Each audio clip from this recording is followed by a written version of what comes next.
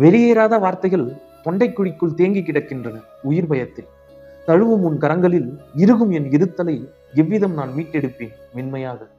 பட்டாம்பூச்சியின் இறகுகளில் நூல் கட்டி பறக்கும் இலக்குகளை நிர்ணயித்து உன் வானத்திற்குள்ளே வலம் வர வைக்கும் பிரியங்கள் உன்னுடையவை. நானோ ஊர்க்குருவியின் ஜாதி. இரையற்ற வேலைகளிலும் பறத்தலே என் இரையாகின்றன. எவ்விதம் சுமப்பேன் என் சிறகுகளில் அன்பாகவே இருந்தாலும் அதன் சுமைகளை? என் முற்றம் என் முன்னே திறந்து கிடக்க எவ்விதம் நீ சேர்க்கிறாய் என்னை உன் வானத்தில்?